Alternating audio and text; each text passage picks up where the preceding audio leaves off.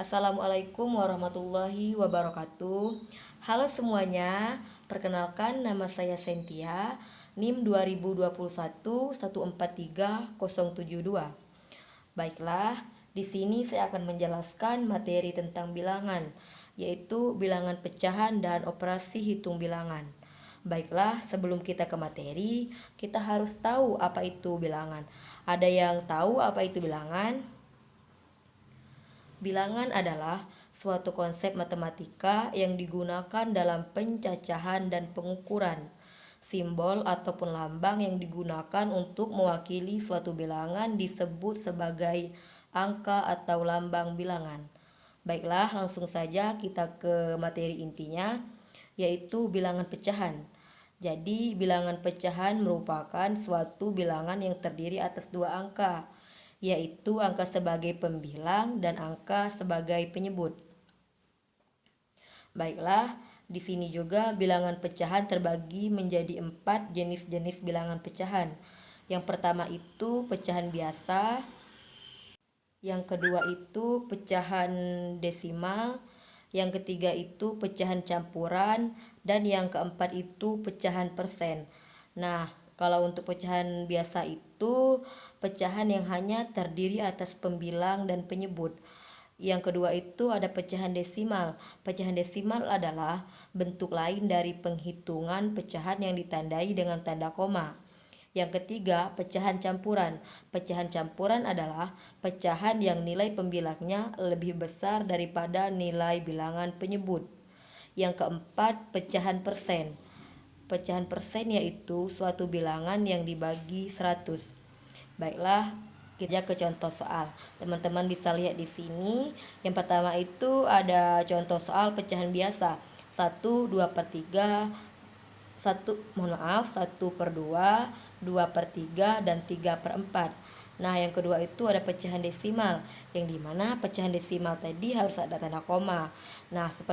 Seperti di contoh 5,78 kan sudah ada tanda komanya. Dan yang ketiga itu ada pecahan campuran 2/4/5 dan 1/2/3. Nah, yang keempat itu ada persen.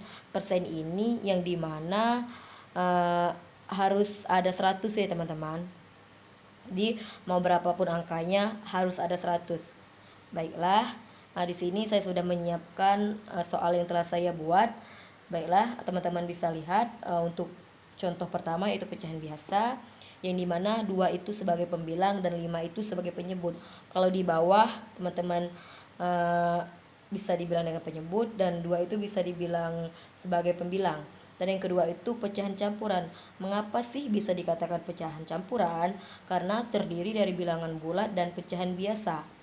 Nah, untuk contoh soal yang ketiga itu pecahan desimal 5,78. Harus ada tanda komanya ya.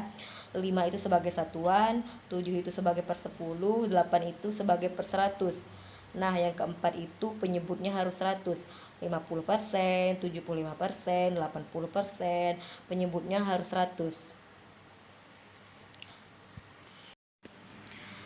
Baiklah, materi selanjutnya yaitu operasi hitung bilangan. Operasi hitung bilangan adalah pekerjaan atau tindakan yang dilakukan dengan cara menjumlahkan, mengurangi, mengalihkan, dan membagi. Nah, di sini sifat-sifat bilangan itu terbagi menjadi 3. Yang pertama itu sifat pertukaran, disebut sebagai komutatif. Yang kedua, sifat pengelompokan, yaitu asosiatif, dan yang ketiga itu sifat penyebaran, yaitu distributif. Jadi teman-teman bisa lihat sifat pertukaran komutatif itu seperti apa. Jadi A ditambah B sama dengan B ditambah A. A dikali B sama dengan B dikali A. Teman-teman bisa lihat contohnya yang ada di bawah. 3 ditambah 7 hasilnya 10. 7 ditambah 3 hasilnya 10. Hasilnya tetap sama. Dan yang kedua itu 2 dikali 6 sama dengan 12. 6 dikali 2 sama dengan 12. Hasilnya tetap sama. Yang kedua itu ada sifat pengelompokan, yaitu asosiatif.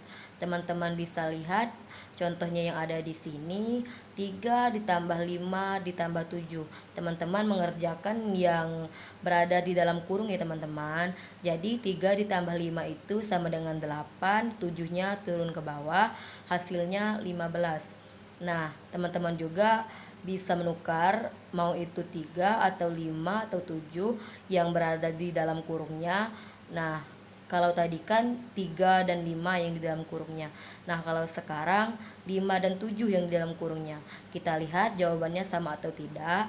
Jadi 3 itu turun ke bawah, 5 ditambah 7 itu sama dengan 12 dan hasilnya 15. Tetap sama. Teman-teman bisa lihat ya, mau 3 ditambah 5 yang dikerjakan dulu atau 5 ditambah 7 dikerjakan dulu, hasilnya tetap sama. Baiklah, kita lanjut. Yang ketiga itu ada sifat penyebaran, yaitu distributif. Jadi A dikali B, A dikali C. Mengapa bisa A dikali B dan A dikali C? Jadi teman-teman bisa mengalihkan A dikali B dan A dikali C. Seperti contoh, 3 dikali 6 terlebih dahulu, dan lalu teman-teman bisa mengalihkan 3 dikali 4. Jadi hasil dari 3 dikali 6 sama dengan 18, 3 dikali 4 hasilnya 12. Jadi 18 ditambah 12 itu hasilnya 30.